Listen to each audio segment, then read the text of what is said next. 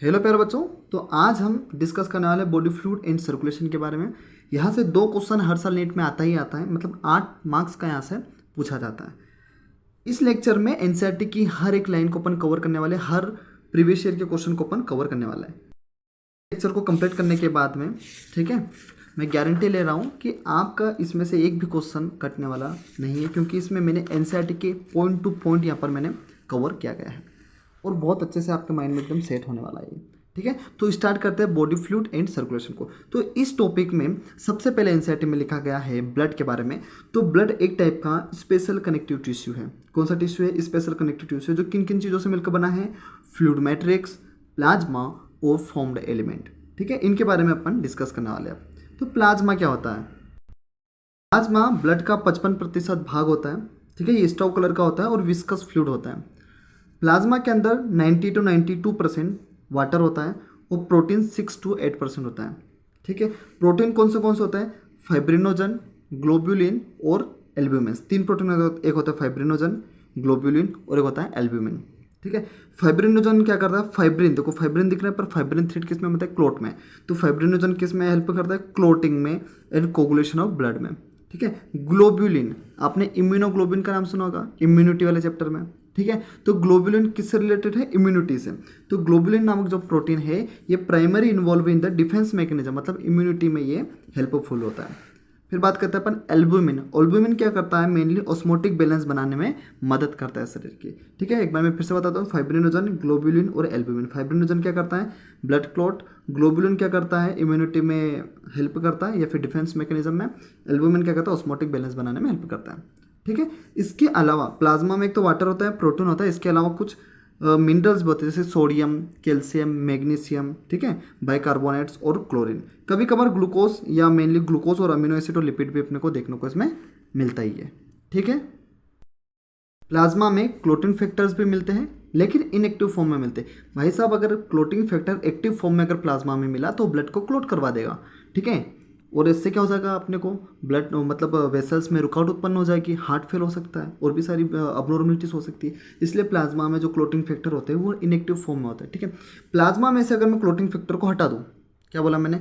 जैसे ये प्लाज्मा है, ठीक है, और ये क्लोटिंग फैक्टर है प्लाज्मा के अंदर। अगर प्लाज्मा में से मैं क्लोटिंग फैक्टर को हटा दूँ तो जो बचा है वो क्या कहलाएगा? सीरम। क्या कहलाएगा? सीरम। इस चीज़ को याद रखना। नीट 2016 में यहाँ से डायरेक्ट क्वेश्चन पूछा था कि प्लाज्मा में से अगर मैं क्लोटिंग फैक्टर को हटा दूँ तो जो बच्चा कुचा जो मटेरियल रहेगा उसे क्या कहेंगे? उसे हम कह देंगे सीरम। ठीक है, डायरेक्ट क्वेश्चन आया हुआ है। तो ये हुआ प्लाज्मा के बारे में। अब अपन देखते हैं फॉर्म्ड एलिमेंट। फॉर्म्ड एलिमेंट मतलब सेलुलर एलिमेंट, जो सेल्स हैं, जैसे आरबीसी है, डब्ल्यूबीसी है और प्लेटलेट्स। तो एक एक के बारे में अपन बात करने वाले हैं। तो फॉर्म्ड एलिमेंट कितना होता है? 45%। आरबीसी का दूसरा नाम इरिथ्रोसाइट्स भी होता है। क्या? इरिथ्रोसाइट। ये मोस्ट अबेंडेंट है, सबसे ज़्यादा ये मिलती है। कितनी है? 5 से 5.5 मिलियन। कितनी? 5 से 5.5 मिलियन। देखो ये कहाँ मिलते हैं बेटा? रेड बोन मेरो में बनती है। कहाँ पर बनती है? रेड बोन मेरो में। इसमें न्यूक्लियस नहीं होता है और इसका जो शेप होता है कैसा होता है? Biconcave shape. कैसा होता है? बाइकॉनकेव शेप होता है। ठीक है, ये क्या होता है? इसमें रेड कलर आयरन कंटेनिंग एक कॉम्प्लेक्स प्रोटीन मिलता है, हीमोग्लोबिन। ये तो आपको पता है कि भाई ब्लड में हीमोग्लोबिन मिलता है, जो कि रेड कलर का आयरन कंटेनिंग कॉम्प्लेक्स, मतलब इसमें आयरन भी रहता है। समझ रहे हो? इसलिए हीमोग्लोबिन की जब कमी होती है तो अपन आयरन की टेबलेट भी देते हैं। ठीक है, तो रेड कलर जो होता है ब्लड का या आरबीसी का, वो होता है हीमोग्लोबिन की वजह से। समझ गया? समझ गया आप? हेल्दी इंडिविजुअल में 100 ml ब्लड में कितना हीमोग्लोबिन होता है? 12 से 16 ग्राम हीमोग्लोबिन होता है। कितने? 100 ml ब्लड में कितना होता है? 12 से 16 ग्राम हीमोग्लोबिन देखने को मिलता है अपने।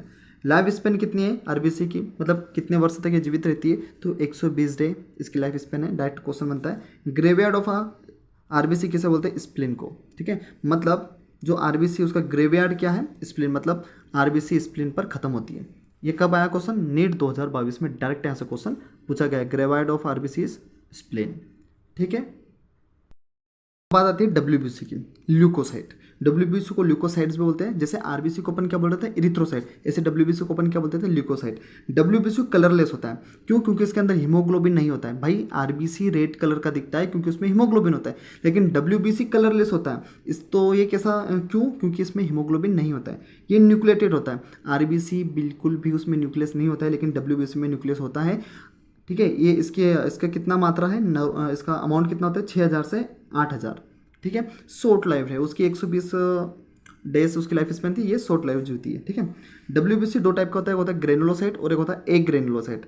अब इसकी ट्रिक है, ग्रेनुलोसाइट मतलब इसकी ट्रिक देखो, BEN बेन, ठीक है, हम बहन को बेन भी बोलते हैं, BEN बेन। B से बेसोफिल, E से इयोसिनोफिल, N से न्यूट्रोफिल, ठीक है। क्या बोला मैंने, B से बेसोफिल, E से इयोसिनोफिल और N से न्यूट्रोफिल। फिर आता है LM बचा हुआ, लिम्फोसाइट और मोनोसाइट किस में जाएगा, A ग्रेनुलोसाइट में, ठीक है। आगे समझ में, मतलब ग्रेनुलोसाइट में तो इसमें ग्रेनुल्स दिखते हैं, जब इसको माइक्रोस्कोप से अपन देखते हैं तो ये जो सेल्स है बेसोफिल, इयोसिनोफिल, न्यूट्रोफिल, इसमें ग्रेनुल्स अपने को देखने को मिलते हैं, इसमें ग्रेनुल नहीं दिखते हैं, ठीक है। तो इस बेसिस पे WBC को दो भागों में डिवाइड अपने कर दिया था, ठीक है। अब एक एक के बारे में थोड़ा बहुत देखते हैं कि न्यूट्रोफिल और मोनोसाइट क्या काम करती है। जो न्यूट्रोफिल और मोनोसाइट है, क्या बोला मैं, ये एनसीईआरटी की सारी लाइन है, एक भी लाइन एनसीईआरटी से एक्स्ट्रा नहीं है, सारी की सारी एनसीईआरटी की लाइन है, ठीक है।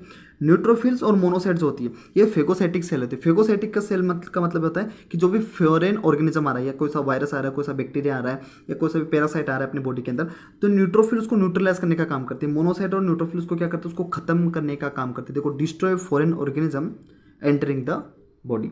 समझ गए आप, न्यूट्रोफिल और मोनोसाइट क्या करते हैं, फेगोसाइटिक सेल है। नीट 2020 में डायरेक्ट यहाँ से क्वेश्चन पूछा गया है। फिर अब बात आते हैं बेसोफिल। देखो, बेसोफिल क्या होगा, जब भी कोई से इन्फ्लामेटरी रिएक्शन होती है, क्या बोला मैंने, जब भी कोई इन्फ्लामेटरी रिएक्शन होती है, कोई से इन्फेक्शन होता है या कुछ भी होता है, इन्फ्लामेटरी रिएक्शन होता है, तो जो बेसोफिल सेल है तुम्हारी, ये क्या सीक्रेट करती है, हिस्टामिन, सीरोटोनिन और हिपेरिन को सीक्रेट करती है। क्या बोला मैंने कि जब भी इन्फ्लामेटरी रिएक्शन होती है तब बेसोफिल क्या करता है कि हिस्टामिन, सीरोटोनिन और हिपेरिन को सीक्रेट करता है, ठीक है। ये नीट 2023 का क्वेश्चन डायरेक्ट यहाँ से आ चुका है। इयोसिनोफिल्स की अगर मैं बात करूँ तो जब भी ये इन्फेक्शन को रोकने का काम करता है, जब भी इन्फेक्शन होता है तो इयोसिनोफिल्स की जो मात्रा है वो काफ़ी बढ़ जाती है, ठीक है। तो ये एलर्जिक रिएक्शन में भी एसोसिएटेड होती है। तो मैंने क्या बोला, न्यूट्रोफिल, मोनोसाइट फेगोसाइटिक होती है, बेसोफिल क्या करते हैं, हिस्टामिन, सीरोटोनिन, हिपेरिन को सीक्रेट करते हैं, और जो इयोसिनोफिल है रेजिस्ट करते हैं इन्फेक्शन को एसोसिएटेड विथ एलर्जिक रिएक्शन, ठीक है। WBC में एक और होते हैं लिम्फोसाइट सेल, ठीक है। टू मेजर टाइप, ये दो टाइप के होते हैं, तो बी लिम्फोसाइट और एक होते हैं टी लिम्फोसाइट, जो रिस्पॉन्सिबल होती है किसके लिए, इम्यून रिस्पॉन्स के लिए, मतलब कहीं ना कहीं ये इम्यूनिटी के लिए रिस्पॉन्सिबल होती है, ठीक है। तो अपन ने देख लिया न्यूट्रोफिल, मोनोसाइट देख लिया, बेसोफिल देख लिया, इयोसिनोफिल और लिम्फोसाइट, तीनों के बारे में अपन ने देख लिया। फिर बात आती है प्लेटलेट्स की, ठीक है। प्लेटलेट्स को अपन बोलते हैं थ्रोम्बोसाइट्स। क्या बोलते हैं, प्लेटलेट्स को अपन थ्रोम्बोसाइट्स भी बोलते हैं। होता क्या है कि अपनी जो बोन मेरो होती है, बोन मेरो में एक सेल होती है मेगाकेरोसाइट, है ना, ये बोन मेरो है, उसमें एक सेल होती है मेगाकेरोसाइट, जो क्या प्रोड्यूस करती है, प्लेटलेट्स को प्रोड्यूस करती है। समझ गया, कहाँ होती है ये, बोन मेरो में, याद रखना। तो स्पेशल सेल होती है इन द बोन मेरो, मेगाकेरोसाइट, जो प्रोड्यूस करती है प्लेटलेट्स को। इसका नंबर क्या हो सकता है, 1.5 लाख से 3.5 लाख के करीब ये हो सकता है। होता है क्या पता है, प्लेटलेट्स क्या काम करता है, क्लोटिंग बनाने का काम करता है। जैसे कहीं भी इंजुरी हुई, ठीक है, कहीं भी, जैसे ये मेरे पास वेसल्स है या फिर स्किन है कोई सी, ठीक है, स्किन में यहाँ पर कुछ इन्फ्लामेशन हुआ या कोई सी इंजुरी हुई, तो प्लेटलेट्स क्या होता है पता है, वहाँ पर एग्रीगेट होता है, प्लेटलेट्स वहाँ पर एग्रीगेट होते हैं, और प्लेटलेट्स के अंदर जो बोलते हैं ना कोगुलेशन फैक्टर होता है, ठीक है, वो भी यहाँ पर एक्टिवेट होते हैं और कोशिश करते हैं कि यहाँ पर क्लोट का फॉर्मेशन करें, ठीक है, क्लोट का फॉर्मेशन करें और इसे क्या करें, रिपेयर करें। तो यही बोला गया है कि प्लेटलेट्स इन्वॉल्व इन कोगुलेशन और क्लोटिंग ऑफ ब्लड। अगर प्लेटलेट का नंबर अगर कम हो जाए, अगर प्लेटलेट का नंबर कम हो जाएगा तो ये क्लोटिंग रोकने में असफल हो जाएगी, मतलब जो ब्लीडिंग टाइम हो जाएगा वो बढ़ जाएगा, काफ़ी बढ़ जाएगा। तो इससे क्लोटिंग डिसऑर्डर हो सकता है, मतलब प्लेटलेट्स की अगर नंबर कम हुआ तो क्लोटिंग डिसऑर्डर्स हो जाता है, एक्सेसिव लॉस ऑफ ब्लड, बहुत ज़्यादा लॉस हो जाएगा। क्यों, क्योंकि क्लोट बन ही नहीं रहा, ब्लड रुकेगा ही नहीं, ठीक है। नीट 2016 का डायरेक्ट यहाँ से क्वेश्चन आया था, आप देख सकते हैं, ठीक है। तो ये रही सारी चीज़ें, अपने एरिथ्रोसाइट के बारे में देखा, फिर WBC के बारे में देखा, फिर थ्रोम्बोसाइट मतलब प्लेटलेट्स के बारे में देखा, ठीक है। बात करते हैं ब्लड ग्रुप के बारे में। दो प्रकार के ब्लड सिस्टम आपके एनसीईआरटी में दिया है, एक है एबीओ ब्लड ग्रुप और एक होता है आरएच ब्लड ग्रुप। क्या है कि आपकी जो आरबीसी है, ठीक है, आपकी आरबीसी की सरफेस पर, ये जो मान लो ये आरबीसी है, आरबीसी की सरफेस पे दो टाइप के एंटीजन होते हैं, उस बेसिस पर इसको क्लासिफाई किया गया है एपीओ ब्लड ग्रुप। लिखा एनसीईआरटी में कि बेस्ड ऑन प्रेजेंस और absence of two surface antigen on the RBC, ठीक है। इसका इंपॉर्टेंस क्या है, एबीओ ब्लड ग्रुप में देखो, जब भी आप जैसे ब्लड डोनेट करते हैं ना, ब्लड डोनेट, तो during blood transfusion any blood can not be use, मतलब जब आप ब्लड ट्रांसफ्यूज करते हो ऐसा नहीं कि तुम किसी का भी ब्लड चढ़ा दोगे, नहीं, उसके पहले बहुत सारे चेकअप्स भी होते हैं कि ऐसा तो नहीं है कि ब्लड जो डोनर है उसको कोई किसी प्रकार का इन्फेक्शन है, किसी प्रकार का HIV है या कोई सी बीमारी तो नहीं है, कोई सी अबनॉर्मलिटीज तो नहीं है, ठीक है। तो सारी चीज़ों अपन उसको चेकअप करते हैं, अपन ब्लड ग्रुप भी मैच करवाते हैं कि भाई ब्लड ग्रुप इसका कौन सा है, क्या ये देने लायक है या नहीं। तो ये किस चीज़ में हेल्प होता है, एबीओ ब्लड ग्रुप के चक्कर में ही अपने को ये सारी चीज़ें पता चलती है, ठीक है। तो ड्यूरिंग ब्लड ट्रांसफ्यूजन किसी प्रकार का अपन ब्लड नहीं चला सकते हैं, ब्लड डोनर और रिसिपेंट दोनों की अपन क्या करते हैं, मैच करते हैं, ठीक है। क्यों? ताकि बहुत सारी क्लम्पिंग मतलब सीवियर प्रॉब्लम ना हो जाए, क्लम्पिंग लाइक जैसे आरबीसी का डिस्ट्रक्शन हो सकता है, अगर तुमने ध्यान नहीं दिया ब्लड ट्रांसफ्यूजन में तो तुम्हारी आरबीसी एकदम खत्म हो सकती है, ठीक है, सडन मतलब बहुत बार डेथ भी हो जाती है इसमें, ठीक है। तो इसलिए क्या करते हैं अपन, एबीओ ब्लड ग्रुप बहुत ज़्यादा इंपॉर्टेंट होता है।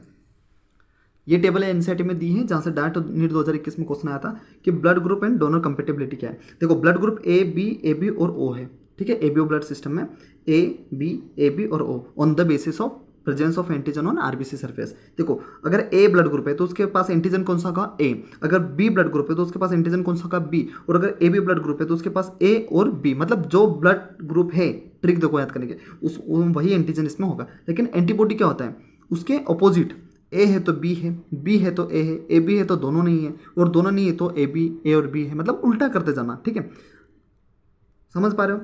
अब होता है क्या है, ओ जो है यूनिवर्सल डोनर है, मतलब ये किसी को भी ब्लड दे सकता है, क्या बोला मैंने, ओ किसी को भी ब्लड दे सकता है। इसको जान कैसे सकते हैं आप, ओ यहाँ पर देखो, ओ डोनर में ओ आता है तो डोनर, और रिसिपिएंट में समझ गए आप ए बी, तो ओ से डोनर और बच्चा जो ए बी है वो रिसिपिएंट होता है। तो ओ सबको दे सकता है कि देखो ओ सबको दे सकता है, ए वाले को दे सकता है, ओ भी दे सकता है, बी को बी वाला दे सकता है, ओ भी दे सकता है, ए बी वाले को ए बी भी दे सकता है, ए वाला भी दे सकता है, बी वाला भी दे सकता है, और ओ वाला भी दे सकता है, और ओ को सिर्फ ओ वाला दे सकता है, ठीक है, ओ को सिर्फ ओ वाला ही दे सकता है, ठीक है। तो ये टेबल एनसीईआरटी में लिखी हुई है, बहुत बार नीट एग्जाम में पूछी गई है। देखो 2021 में भी डायरेक्ट यहाँ से क्वेश्चन आ चुका है, ठीक है।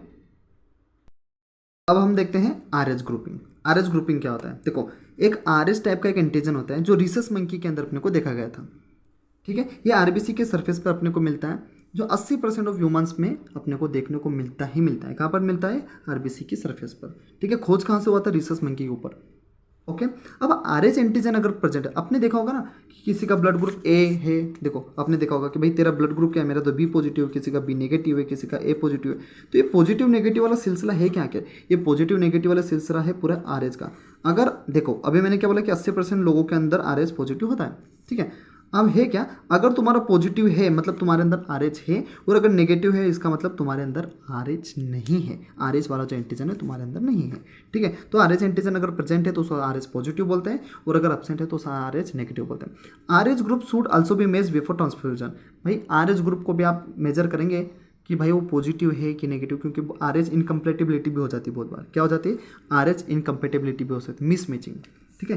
अब देखो एक मिस मैचिंग का केस आपके एनसीईआरटी में दिया गया है कि प्रेग्नेंट वुमेन अगर आरएच नेगेटिव है और फीटस ब्लड अगर आरएच पॉजिटिव है, या जो फीटस उसके अंदर है वो पॉजिटिव है और मां नेगेटिव है, तो होगा क्या, जो फर्स्ट प्रेगनेंसी होगी, Rh antigen of fetus do not get expose to Rh negative blood of mother, है ना, two blood separate by placenta. देखो होता क्या है, जब बच्चा गर्भ में होता है तो बच्चे और माँ का ब्लड सेपरेट होता है, क्यों, क्योंकि इनके बीच में क्या होता है, प्लेसेंटा होता है। प्लेसेंटा क्या करता है, ब्लड को सेपरेट रखता है, ठीक है। तो होता क्या है, तो आरएच नेगेटिव और आरएच पॉजिटिव भले हो, लेकिन प्लेसेंटा उसको प्रोटेक्ट रखता है, किसी भी प्रकार का आरबीसी का डिस्ट्रक्शन नहीं हो सकता है, ठीक है। लेकिन जब फर्स्ट डिलीवरी हो जाती है उसके बाद में कुछ पॉसिबिलिटी रहती है कि फीटस का ब्लड मैटरनल ब्लड में मिक्स हो जाए, ठीक है, डिलीवरी के टाइम पे, ओके। जिसकी वजह से क्या होता है, अगर फीटस का ब्लड अगर मदर के ब्लड में अगर आ गया तो mother start preparing antibody against RH antigen इन हर ब्लड। तो मदर क्या करेगी, अपने ब्लड के अंदर उस एंटीजन के खिलाफ एंटीबॉडी बनाने लग जाएगी। अब होगा क्या, जब दूसरी वाली प्रेगनेंसी होगी, वो जो एंटीबॉडी थी वो लीक होकर किस में जाएगी, जो सेकेंड वाला फिटस बनेगा, जो अगली डिलीवरी में जो बच्चा बनेगा उसके पास ले जाएगी, ठीक है। वो एंटीबॉडी जो बनी थी, और वो क्या करेगी, जो बच्चा है उसकी आरबीसी को डिस्ट्रॉय कर देगी, जिससे उसको सीवियर एनीमिया हो जाएगा, ठीक है। आरबीसी की कमी से, ब्लड की कमी से, हीमोग्लोबिन की कमी से एनीमिया होता है, आपको पता होगा। ठीक है, तो भाई साहब अगर आरबीसी का डिस्ट्रक्ट हो जाएगा तो एनीमिया हो जाएगा, जॉन्डिस हो जाएगा, और इसी कंडीशन को अपन क्या बोल देते हैं, इरेथ्रोब्लास्टोसिस फेटालिस। तो आपके मन में ख्याल आ रहा तो फिर सर बचाते कैसे होंगे? देखो, इसको ऐसे बचाते हैं कि जैसे पहली डिलीवरी हुई मदर की, ठीक है, कि एक महिला है, उसकी पहली डिलीवरी होगी, उसके जस्ट बाद अपन क्या कर देते हैं, एंटी आरएच एंटीबॉडी इंटर कर देते हैं। क्या? Administrating anti Rh antibody to the mother immediately after the delivery of first child. ठीक है, तो क्या दे देते हैं अपन, एंटी आरएच एंटीबॉडी दे देते हैं। ठीक है, तो इससे क्या होता है, एरिथ्रोब्लास्टिस फेटालिस नहीं होता है। ठीक है, अब अपन देख लेते हैं कोगुलेशन ऑफ ब्लड क्या होता है। आपने ऐसा देखा होगा कि आपको इंजरी होती है, थोड़ी देर ब्लड वहाँ पर मतलब फ्लो होता है, फिर कुछ समय बाद या कुछ मिनटों के बाद, ठीक है, वहाँ पर क्या हो जाता है, एक ब्राउन कलर का स्कम का फॉर्मेशन हो जाता है और आपका ब्लड जो लीक हो रहा था वो रुक जाता है वहीं पर। ठीक है, तो उसी के बारे में अपन देखने वाले कोगुलेशन ऑफ ब्लड क्या होता है। तो कोगुलेशन ऑफ ब्लड के एक मैकेनिज्म है जो क्या करता है, प्रिवेंट करता है कि ज़्यादा से ज़्यादा ब्लड अपना लॉस ना हो जाए।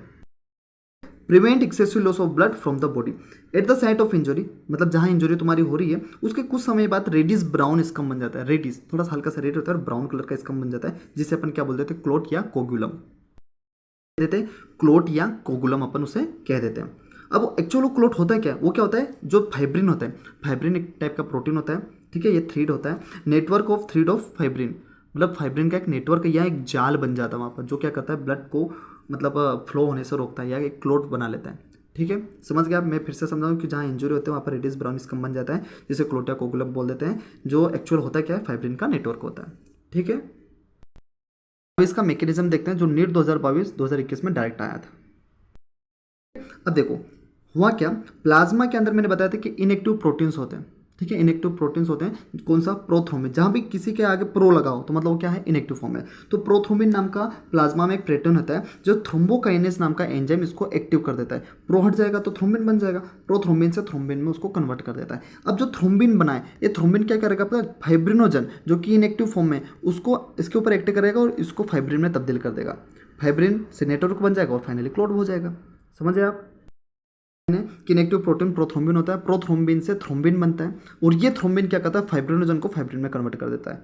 समझ गए, और वो फाइब्रिन से क्या हो जाता है, आपका क्लोट फाइनली बन जाता है। यहाँ से डायरेक्ट क्वेश्चन आया है 21 और 22 में। ठीक है,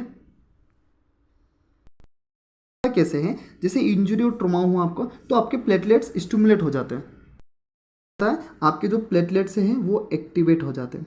ठीक है, और क्या कर देते हैं, वो कोगुलेशन करवाते हैं। क्या कोगुलेशन में कुछ आयन भी हेल्पफुल रहता है? यस, कैल्शियम बहुत ज़्यादा इंपॉर्टेंट रोल प्ले करता है किसमें, कोगुलेशन में। ठीक है, इसको याद रखना, क्वेश्चन आते हैं यहाँ से। अब बात करते हैं अपन लिम्फ पे। एनसीईआरटी का जो नेक्स्ट टॉपिक है वो है लिम्फ। लिम्फ होता क्या है, कलरलेस फ्लूइड होता है जिसमें स्पेशल टाइप की लिम्फोसाइट सेल होती है। क्या बोला है, एक colourless fluid containing special lymphocyte. ये भी रिस्पॉन्सिबल होता है किसके लिए, इम्यून रिस्पॉन्स, मतलब कहीं ना कहीं ये इम्यूनिटी में बहुत ज़्यादा लाभदायक होता है। ठीक है, जो लिम्फ होता है, lymph is also important carrier for nutrients and hormones. जो लिम्फ होता है वो बहुत बार न्यूट्रिएंट और हार्मोन्स का कैरियर होता है, मतलब एक स्थान से दूसरे स्थान पर ले जाता है न्यूट्रिएंट्स को। ठीक है, समझ गए। अगली लाइन क्या बोल रहा है एनसीईआरटी की, fat are absorbed through lymph in the lacteal present in the intestinal villi.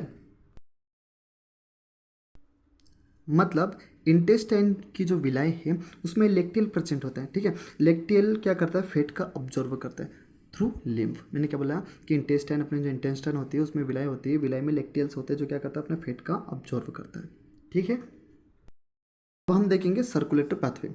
अब देखो दो टाइप का सर्कुलेटरी पाथवे होता है, एक होता है ओपन, एक होता है क्लोज। ओपन किस किस में मिलता है, आर्थ्रोपोड्स और मोलस्कस में अपने ओपन मिलता है। क्लोज किस में मिलता है, एनलेट्स और कोडेट्स में। अब ओपन क्लोज है क्या, कि देखो ओपन में क्या होता है कि ब्लड जो होता है पंप करता है। देखो मैं क्या बोल रहा हूँ, जैसे अपना हार्ट है मान लो, इसमें हार्ट ब्लड का पंप करता है किसमें, एक ओपन स्पेस में, तो इसलिए अपन इसको क्या बोलते थे, ओपन सर्कुलेटरी पाथवे। अब अपने में क्या होता है, जो अपना जो हार्ट है वो वेसल्स में ब्लड पंप करता है। ठीक है, बहुत बड़े नेटवर्क में ब्लड को पंप करता है, ऐसा मान लो नॉर्मली ऊपर ऊपर। ठीक है, तो इसमें क्या होता है, जो ब्लड पंप करता है हार्ट और लार्ज वेसल्स के थ्रू ओपन स्पेस में करता है, या बॉडी कैविटी जिसे अपन साइनस बोलते हैं उसमें करता है।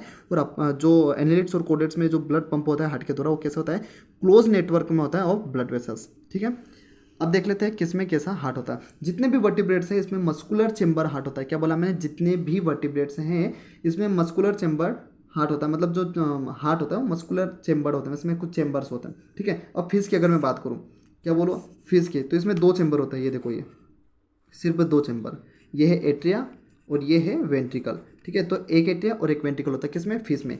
एम्फीबियंस की अगर मैं बात करूँ, एम्फीबियंस की अगर मैं बात करूँ तो इसमें 2 एट्रिया और एक वेंट्रिकल होता है, ठीक है। 2 एट्रिया और एक वेंट्रिकल होता है किसमें, एम्फीबियंस में और रेप्टाइल्स में। लेकिन यहाँ पर एक एक्सेप्शन होता है क्रोकोडाइल का। होता है क्या क्रोकोडाइल में, क्रोकोडाइल में, मैमल्स में और बर्ड्स में 4 चैम्बर होते हैं, एट्रिया एट्रिया और वेंट्रिकल वेंट्रिकल, मतलब 2 एट्रिया और 2 वेंट्रिकल। समझ गए आप कि जो फिश है उसमें 2 चैम्बर होते हैं, ठीक है। एम्फीबियंस और रेप्टाइल में 3 चैम्बर, मतलब 2 एट्रिया और एक वेंट्रिकल। क्रोकोडाइल, बर्ड्स और मैमल्स में 4 चैम्बर होते हैं, मतलब 2 एट्रिया और 2 वेंट्रिकल। देखेंगे ह्यूमन सर्कुलेटरी सिस्टम, ठीक है, मतलब अपने अंदर। तो जो ह्यूमन सर्कुलेटरी सिस्टम होता है इसी को अपन ब्लड वस्कुलर सिस्टम भी कह देते हैं, ठीक है। अब जो हार्ट का जो ओरिजिन है वो मेसोडर्मल है, क्योंकि मस्कुलर है भाई, जो मसल्स है उसका भी ओरिजिन कहाँ से है, मेसोडर्मल से। तो हार्ट का भी ओरिजिन कहाँ से हो जाएगा, मेसोडर्मल से। सिचुएटेड थोरेसिक कैविटी, जो अपनी थोरेसिक कैविटी है वहाँ पर सिचुएटेड होता है। स्लाइटली टिल्ड इनटू लेफ्ट, मतलब हल्का सा लेफ्ट की ओर इसका झुकाव हल्का सा होता है, ठीक है। मतलब रहता है तो थोड़ी सी कैविटी के ऊपर ही है, बीच में एकदम मिड लाइन पे, लेकिन हल्का सा टेल्ड रहता है लेफ्ट साइड पे, ठीक है। अब इसकी मेम्ब्रेन जो होती है, जैसे ये हार्ट है मेरे पास, ठीक है, ये हार्ट है, ओके। तो इसकी एक मेम्ब्रेन भी होगी हार्ट की, तो उस मेम्ब्रेन को अपन क्या क्या बोल देते हैं, पेरिकार्डियम। क्या, पेरिकार्डियम। और इस पेरिकार्डियम के अंदर क्या रहता है, पेरिकार्डियल फ्लूइड रहता है, ठीक है। अब नॉर्मली अपने अंदर अगर मैं बात करूँ तो 4 चैम्बर होता है, जिसमें 2 एट्रिया और 2 वेंट्रिकल होता है। लेकिन इसमें कुछ सेप्टम्स भी होते हैं, जैसे 2 एट्रिया के बीच में जो सेप्टम है उसको इंटर एट्रियल सेप्टम कह देते हैं अपन। मतलब कि अगर मैं हार्ट का डायग्राम बनाऊँ, ऊपर ऊपर से ऐसा है हार्ट ना, नॉर्मल ऊपर से बता रहा हूँ, ठीक है। देखो ये एट्रिया है, ये भी एट्रिया है, ये वेंट्रिकल, ये वेंट्रिकल, इसको राइट मान लो, ठीक है, और इसको लेफ्ट लेफ्ट मान लो, ओके। तो देखो जो एट्रिया और एट्रिया के बीच में जो सेप्टम है, एट्रिया और एट्रिया के बीच में ये जो ये सेप्टम है, इसको अपन क्या बोल दूंगा, इंटर एट्रियल सेप्टर। क्या बोल दूंगा, इंटर एट्रियल सेप्टम, ठीक है। जो वेंट्रिकल और वेंट्रिकल के बीच में जो सेप्टम होगा उसको अपन क्या बोल देंगे, इंटर वेंट्रिकुलर सेप्टम। क्या, इंटर वेंट्रिकुलर सेप्टम। और जो एट्रिया और वेंट्रिकल के बीच में जो सेप्टम होगा उसको अपन क्या बोल देंगे, atrio ventricular septum, atrio ventricular septum. क्या आपको सेप्टम समझ में आया कि मैंने कैसे समझाया। 2 एट्रिया के बीच में इंटर एट्रियल सेप्टम, 2 वेंट्रिकल के बीच में इंटर वेंट्रिकुलर सेप्टम, और एट्रियो वेंट्रिकुलर सेप्टम एट्रिया और वेंट्रिकुलर के बीच में। कितना अच्छा था। देखो ओपनिंग जो होती है इनकी गार्डेड बाय वाल्व, इनकी जो ओपनिंग होती है वाल्व के द्वारा सारी मेंटेन होती है। नीट 2018 का डायरेक्ट क्वेश्चन यहाँ से पूछा गया है। देखो राइट एट्रिया और राइट वेंट्रिकल के बीच में जो वॉल्व होती है वो कैसे होती है, ट्राइकस्पिड, ट्राइकस्पिड वाल्व होती है, और इसमें बाइकस्पिड, ठीक है। क्या बोल रहा है कि जो राइट एट्रिया और राइट वेंट्रिकल के बीच में जो वॉल्व होती है वो होती है ट्राइकस्पिड, ऐसे नॉर्मली मान लो, है ना। ऊपर ऊपर से एक फ्लो में आप याद कर लो उसको, और यहाँ पर होती है बाइकस्पिड, ऐसा याद कर लो बस। राइट एट्रिया और राइट वेंट्रिकल के बीच में कैसे होती है, ट्राइकस्पिड। लेफ्ट एट्रिया और लेफ्ट वेंट्रिकल के बीच में कैसे होती है, बाइकस्पिड। और बाइकस्पिड वाले को भी अपन क्या बोल देते हैं, मिट्रल वाल्व। क्या बोल देते हैं इसी को अपन, मिट्रल वाल्व। कंसेप्ट समझ में आ रहा है, कंसेप्ट समझ में आ रहा है, ठीक है। देखो राइट एंड लेफ्ट वेंट्रिकल जो है, मतलब कि जो लेफ्ट और राइट वेंट्रिकल की जो ओपनिंग हो रही है पल्मोनरी आर्टरी और एओर्टा में, वो कौन प्रोवाइड करवाता है, सेमीलुनार वाल्व। कौन, सेमीलुनार वाल्व। और इस वाल्व क्या काम रहता है, ये वापस ब्लड फ्लो को रोकते हैं कि ठीक है ब्लड आ गया तो ठीक है वापस ना चढ़ना चाहिए, तो अलाउ क्या करता है, flow of blood in only one direction, prevent backward flow को ये रोकने का काम करता है। नीट में क्वेश्चन यहाँ से बहुत बार आते हैं, ठीक है। आगे बढ़ते हैं। अब एक चीज़ को ध्यान से देखना, अब एक चीज़ को ध्यान से देखना, इसी के अंदर ये है एट्रिया है और ये वेंट्रिकल है। तो जो वेंट्रिकल की जो वॉल्स होती है, जो वेंट्रिकल की जो वॉल होती है, ये बताए बहुत थिक होती है। क्या बोल दिया मैंने, वेंट्रिकल की वॉल थिक होती है, इसको याद रख लेना, ठीक है। इसको अच्छे से याद ही रख लेना कि जो वेंट्रिकल की जो वॉल होती है वो थिकर होती है। तो इसके चक्कर, और जो एट्रिया होती है इसकी जो वॉल होती है, ये इसकी जो वॉल होती है ना, जो इसकी जो दीवारें होती है वो थिन होती है। तो जिसकी थिक होगी उसमें कॉन्ट्रैक्शन ज़्यादा होता है। तो जो वेंट्रिकुलर की ठीक है, क्या बोला, वेंट्रिकुलर की ठीक है, तो इसमें जो कॉन्ट्रैक्शन होता है, ठीक है, बहुत ज़्यादा होता है। और एट्रिया में थिन है तो इसमें कॉन्ट्रैक्शन क्या होता है, कम होता है। इस कंसेप्ट को याद रख लो, बहुत आसान है। मोटी है ठीक है तो कॉन्ट्रैक्शन ज़्यादा होता है। तो देखो यहाँ पे लिखा है वेंट्रिकल की मसल्स होते हैं थिकर होती है, जिससे कॉन्ट्रैक्शन मोर होता है। और एट्रियल की जो मसल्स होती है वो क्या होती है, थिक कम होती है, थिन होती है, तो इसमें जो कॉन्ट्रैक्शन होता है कम होता है, ठीक है। इसको याद रखना। अब होता है क्या है कि a specialised cardiac musculature called nodal tissue. अब नोडल टिश्यू भी अपने को देखने को मिलता है कहाँ पर, हार्ट में, ठीक है। दिया मैंने कि हार्ट के अंदर स्पेशलाइज्ड कार्डियक मस्कुलेचर होता है, जैसे नोडल टिश्यू होता है। ठीक है, नोडल टिश्यू कहाँ होता है? जो राइट एट्रिया है, कहाँ होता है? राइट एट्रिया के, एक तो क्या होता है राइट एट, देखो एसे नोड होता है और एक तो होता है एवी नोड। एसे नोड का होता है right upper corner, right upper corner मतलब यहाँ पर, ठीक है, ऑफ द राइट एट्रियम। ये राइट एट्रियम है, ठीक है, ये राइट एट्रियम है, तो इसका राइट, ये अपर हो गया, ठीक है, ये राइट हो गया, ये लेफ्ट हो गया, तो राइट का अपर वाला, तो क्या बोला उसने? Right upper corner. तो right upper corner of right atrium में कौन मिलता है अपने को? एसे नोड मिलता है, ठीक है। और उसी राइट एट्रियम के लोअर वाली साइड पे, लेफ्ट वाली साइड, ये इसी का लेफ्ट वाला पोर्शन हो गया, ये राइट वाला पोर्शन हो गया, तो left lower side, left lower corner of right atrium में कौन मिलेगा अपने को? एवी नोड, ठीक है। इस डायग्राम को आता है, यहाँ पर एसी नोड, यहाँ पर मिलेगा एवी नोड। तो एसी नोड कहाँ मिलेगा? राइट अपर कॉर्नर पर, राइट अपर कॉर्नर पर, और एवी नोड कहाँ मिलेगा? लेफ्ट कॉर्नर पर, लेफ्ट लोअर कॉर्नर पर, ठीक है, राइट एट्रियम के। समझ गए आप? फिर इसके बाद में क्या आता है? एसे नोड आता है, एवी नोड आता है, उसके बाद में राइट और लेफ्ट बंडल ऑफ हिज होते हैं, फिर परकिंजे फाइबर्स होते हैं। इतना याद रख लो बस डायरेक्ट। अब होता है क्या है? एसे नोड होता क्या चीज़ है? एसे नोड में एक कैपेसिटी होती है ऑटो एक्साइटेबल की, मतलब ये ऑटोमेटिक इम्पल्स को जनरेट करता है, इसलिए इसको अपन क्या बोल देते हैं? Pacemaker. क्या कह देते हैं? Pacemaker. मतलब ये क्या होता है, ठीक है, मतलब ये क्या करता है कि इम्पल्स ऑटोमेटिक जनरेट करने की इसके पास क्षमता होती है, एबिलिटी होती है, इसलिए इसकी जो कैपेसिटी को अपन क्या बोल देते हैं? ऑटो एक्साइटेबिलिटी, ठीक है, इसलिए इसको अपन क्या बोल देते हैं? Pacemaker of heart. ये क्या करता है? Generate action potential without any external stimuli. मतलब ये क्या करता है? इम्पल्स जैसा आता है तो एक्शन पोटेंशियल को जनरेट कर देता है विदाउट एनी एक्सटर्नल स्टिमुलाई के, ठीक है। और एक्शन पोटेंशियल कितना होता है? 70 से 75 होता है पर मिनट। क्या बोल दिया मैंने? 1 मिनट में 70 से 75 बार एक्शन पोटेंशियल इसका सीन होता है, ठीक है। और उसी को अपन क्या बोल देते हैं? उसी को अपन क्या, और हार्ट नॉर्मली बीट, उसी को अपन हार्ट बीट भी कहीं ना कहीं अपन कह देते हैं, ठीक है। और हार्ट नॉर्मली बीट 70 से 75 टाइम इन ए मिनट, ठीक है। एवरेज कितना होता है? 72, तो आपको पता ही है। तो वही एक्शन पोटेंशियल वाला और इम्पल्स वाला ही सीन है वो, ठीक है। तो एसे नोट ऑटो एक्साइटेबल होता है, पेस मेकर ऑफ हार्ट इसे कहते हैं, इंपॉर्टेंट है, ठीक है। आगे बढ़े, ओके। अब आते हैं हम कार्डियक साइकिल पर, ठीक है।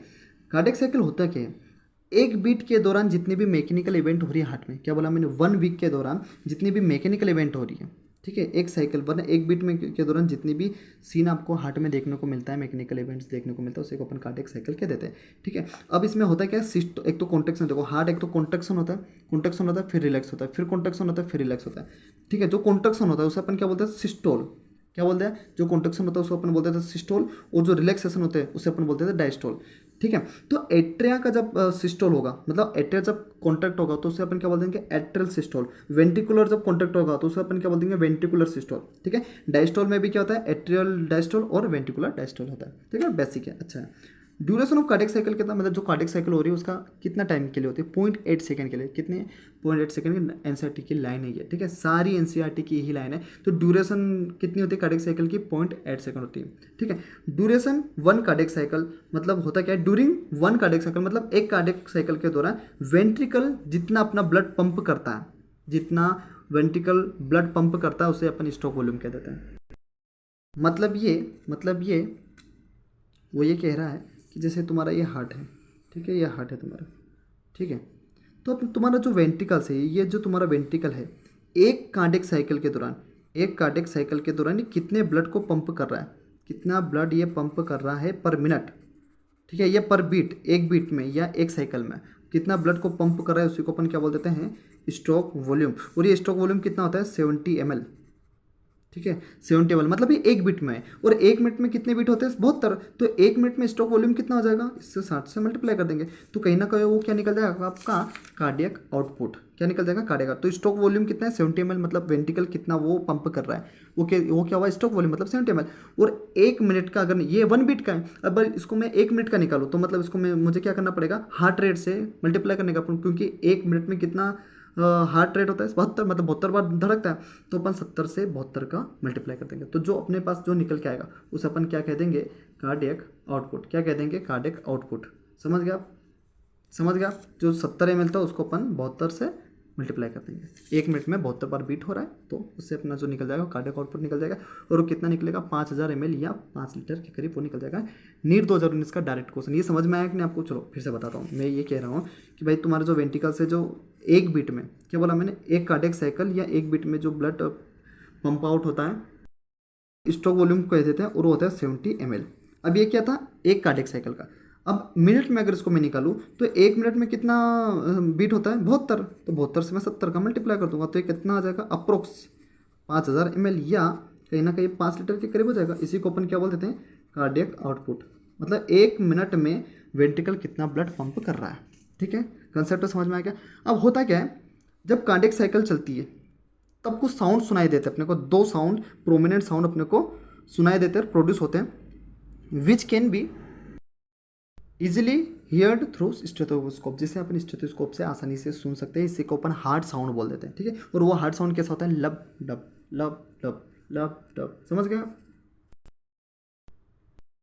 ये जो लब डब वाला जो मामला है, जो फर्स्ट हार्ट साउंड जो आपको सुनाई देती है वो लब, और जो सेकेंड हार्ट साउंड सुनाई देती है वो होती है डब।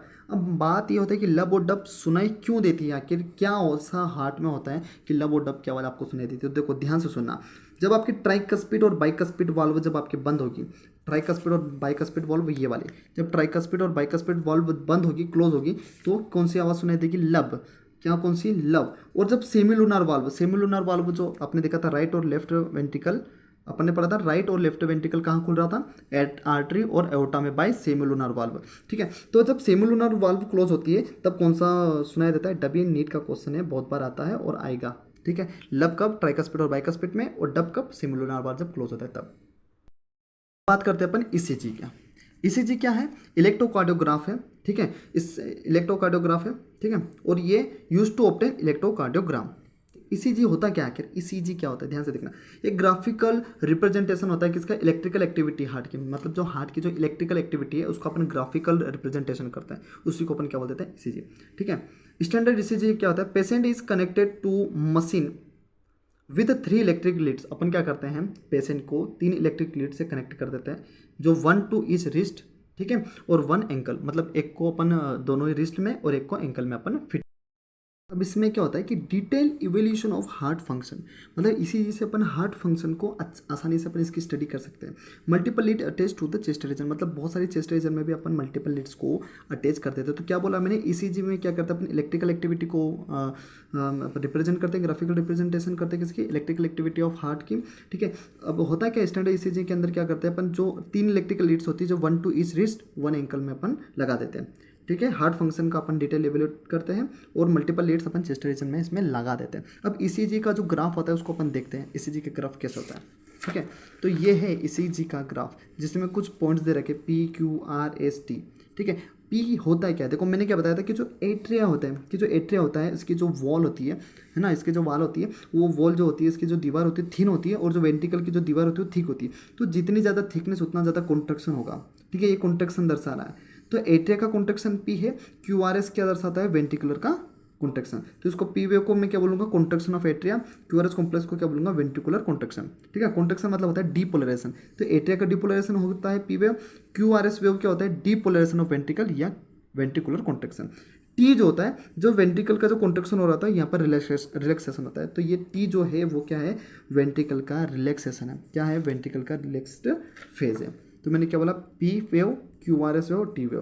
पी वेव क्या है, डीपोलराइजेशन ऑफ एट्रिया या contraction of atria, depolarisation of ventricle या कॉन्ट्रैक्शन ऑफ वेंट्रिकल, और ये रिलैक्सेशन ऑफ वेंट्रिकल। अब जितना, अब देखो ध्यान से देखा, क्यूआरएस कॉम्प्लेक्स, इसको अपन क्या बोलते थे, क्यूआरएस कॉम्प्लेक्स भी कह देते हैं। क्यूआरएस कॉम्प्लेक्स का मतलब ये होता है कि जितना ज़्यादा क्यूआरएस कॉम्प्लेक्स रहेगा उतनी ज़्यादा अपने हार्ट रहेगा। अगर क्यूआरएस कॉम्प्लेक्स 60 है तो हार्ट रेट 60, ये अगर 70 है तो ये 70, 75 है तो 75। मतलब क्यूआरएस क्या इंडिकेट करता है, इससे अपन क्या डिटरमाइन कर सकते हैं, हार्ट रेट को, बहुत इंपॉर्टेंट है। अब अगर किसी प्रकार का भी डेविएशन आ जाता है किसे, ईसीजी में, कि ईसीजी में अगर किसी प्रकार का डेविएशन आ जाता है, कुछ खराबी आती है ईसीजी में, यहाँ पर कुछ ग्राफ में अगर कुछ इधर उधर होता है, तो इसका मतलब ये है कि अबनॉर्मलिटीज़ है इंसान को क्या है, अबनॉर्मलिटीज़ है। ठीक है, आगे बढ़े। अब बात करते हैं डबल सर्कुलेशन का। अब डबल सर्कुलेशन का मतलब ये है कि 2 बार सर्कुलेशन हो रहा है, तो क्या बोलेंगे अपन, blood flow through heart twice. ठीक है, मेडअप ऑफ 2 से, एक तो पल्मोनरी सर्कुलेशन होता है, ठीक है, और एक होता है सिस्टेमिक सर्कुलेशन। अब इसे पल्मोनरी इसलिए बोला क्योंकि लंग्स और हार्ट के बीच में, देखो हार्ट से ही होता है, तो हार्ट और लंग के बीच में जो सर्कुलेशन होता है उसे अपन बोल देते हैं पल्मोनरी सर्कुलेशन। सिस्टेमिक सर्कुलेशन क्या होता है, circulation between heart and various body part, मतलब सिस्टेमिक मतलब बॉडी के दूसरे पार्ट्स में और हार्ट के बीच में क्या होता है, ब्लड का प्रदान, मतलब क्या हो रहा है कि बॉडी के अलग दूसरे पार्ट्स और हार्ट का आदान प्रदान हो रहा है ब्लड का, ठीक है। और इसमें क्या हो रहा है, पल्मोनरी मतलब लंग्स और हार्ट के बीच में ब्लड का आदान प्रदान हो रहा है। अब रेगुलेशन, ठीक है, कार्डियक एक्टिविटी को रेगुलेशन कैसे होता है या रेगुलेट्स कैसे होते हैं। देखो, नॉर्मल एक्टिविटी ऑफ हार्ट जो रेगुलेट होते हैं वो इंट्रिंसिकली होते हैं, मतलब कि जो नॉर्मल एक्टिविटी है हार्ट की वो रेगुलेट कैसे होती है, इंट्रिंसिकली। इंट्रिंसिकली मतलब होता है ये ऑटो रेगुलेटेड, मतलब खुद से स्वयं से। मैंने बताया था ना कि जो एसे नोड होता है, जो एसे नोड होता है वो खुद से इम्पल्स जनरेट करता है, इसलिए इसको अपन क्या बोलते हैं, ऑटो एक्साइटेबल बोलते हैं ना, ऑटो एक्साइटेबल। वही तो कि जो नॉर्मल एक्टिविटी है हार्ट रेट वो इंट्रिंसिकली ऑटो रेगुलेटेड ही होती है। लेकिन हाँ, कुछ न्यूरल सेंट्रल होते हैं कहाँ पर, मेडुला ऑब्लंगेटा में, जो मोटिवेट करते हैं किसको, कार्डियक फंक्शन को। तो क्या आंसर आएगा, मेडुला ओब्लंगेटा जो है वो न्यूरल सेंटर है, ठीक है। डायरेक्ट अगर क्वेश्चन आए तो मेडुला ओब्लंगेटा लगा देना, ठीक है। बात करते हैं न्यूरल सिग्नल की। यहाँ से नीट 2014 में डायरेक्ट क्वेश्चन पूछा गया था। देखो, न्यूरल सिग्नल दो टाइप के होते हैं, एक सिंपैथेटिक न्यूरल सिग्नल और एक होता है पैरासिम्पैथेटिक।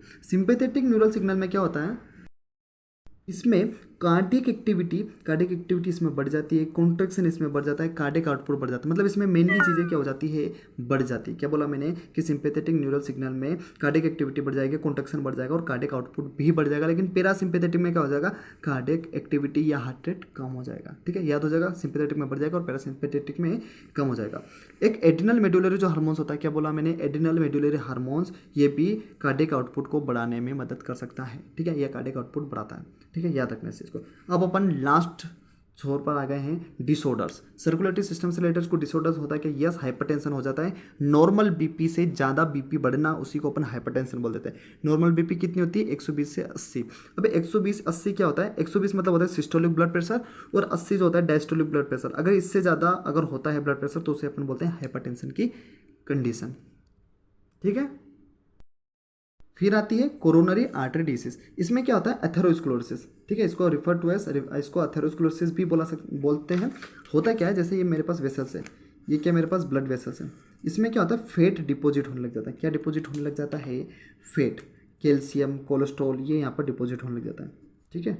क्या, फेट, कैल्शियम, कोलेस्ट्रॉल यहाँ पर डिपॉजिट होने लग जाता है। और ये क्या करता है, पता है, ब्लड वेसल्स को नेरो कर देता है, ठीक है, ब्लड वेसल्स को ये क्या कर देता है, नेरो कर देता है। तो ये क्या है, क्या बोला इसने, रिफर टू एज एथेरोस्क्लेरोसिस। इसमें वेसल्स अफेक्टेड रहती है, किसकी वजह से अफेक्ट होती है, deposition of fat, calcium and cholesterol, जिससे ल्यूमेन जो होता है वो नेरो हो जाता है। क्या हो जाता है, जो उसका ल्यूमेन है वो नेरो हो जाता है, ठीक है। एंजिना क्या होता है, एंजिना में अचानक चेस्ट पेन होता है, तगड़ा वाला, खतरनाक वाला, ठीक है। इसी को अपन एंजिना पेक्टोरिस भी बोलते हैं। Acute chest pain when no enough oxygen is reaching the heart muscle, जब इनफ मात्रा में ऑक्सीजन अपने हार्ट मसल्स में नहीं पहुंचती है तो एकदम से सीने में दर्द होता है और उसी को अपन क्या बोल देते हैं, एंजिना पेक्टोरिस, ठीक है। अब आखिरी जो है वो है हार्ट फेलर। देखो, हार्ट फेलर, हार्ट का काम, हार्ट पंपिंग, जो हार्ट फेलर में क्या होता है, हार्ट की जो ब्लड पंपिंग कैपेसिटी जो होती है, हार्ट की जो ब्लड पंपिंग कैपेसिटी होती है वो कम हो जाती है या बिल्कुल बंद ही हो जाती है, उसे अपन क्या बोलते हैं, हार्ट फेलर। सिम्टम्स क्या होता है, कंजेशन ऑफ लंग्स, ठीक है। कार्डियक अरेस्ट क्या होता है, कार्डियक अरेस्ट और हार्ट अटैक में थोड़ा डिफरेंस है। कार्डियक अरेस्ट में होता है हार्ट स्टॉप बीटिंग, मतलब ये बीट नहीं करता फिर। और हार्ट अटैक में क्या होता है, heart muscle is suddenly damage. इसमें हार्ट अटैक में मसल डैमेज हो जाती है और कार्डियक अरेस्ट में हार्ट वर्क करना बंद कर देता है, बीट करना बंद कर देता है। दोनों टर्म समझ में आ रहा है। हार्ट फेलर में दो चीज़ें आती है, कार्डियक अरेस्ट और हार्ट अटैक। कार्डियक अरेस्ट में हार्ट जो होता है वो बीट नहीं करता है, मतलब बीट नहीं करता है, और हार्ट अटैक में क्या हो जाता है, उसकी जो हार्ट मसल्स है वो सडन डैमेज हो जाती है, ठीक है। तो यहाँ आपका पूरा एनसीईआरटी बेस्ड पूरा चैप्टर कंप्लीट हो चुका है, ठीक है।